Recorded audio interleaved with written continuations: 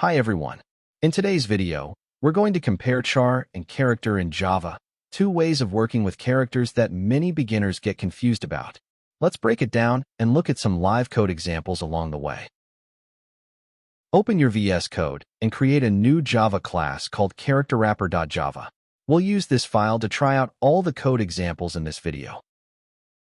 The char keyword is a primitive data type used to store a single Unicode character like a, 1, or at. It's memory efficient and faster because it's not an object. Character is a class in the java.lang package. It wraps a char value into an object and provides useful methods for character operations.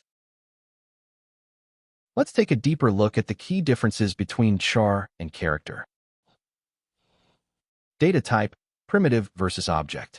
A char is a primitive type, which means it stores the actual character value directly in memory. On the other hand, character is a class, so it's treated as an object and stores a reference to the actual value. Method support, none versus utility methods. Char can only hold a character, no built-in methods. But character has many useful static methods to check or convert characters, such as isDigit, isUpperCase, and to lowercase. Can be null. A char cannot be null because it's a primitive. It must always hold a value. A character, however, can be null because it's an object.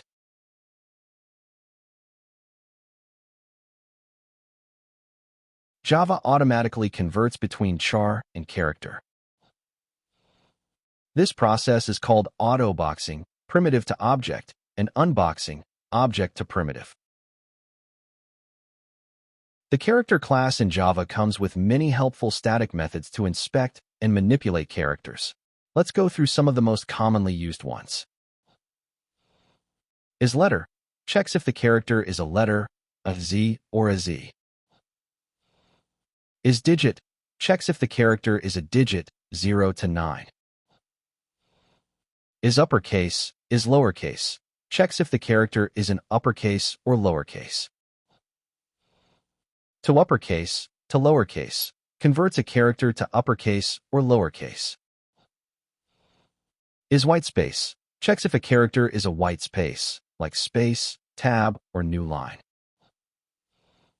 You can also try out other methods in the character class on your own. Sum up. Use char when you need simple character storage and better performance. Use character when you need built-in methods. Hope this was helpful. Don't forget to like, subscribe, and check the description below for links, documentation, and source code.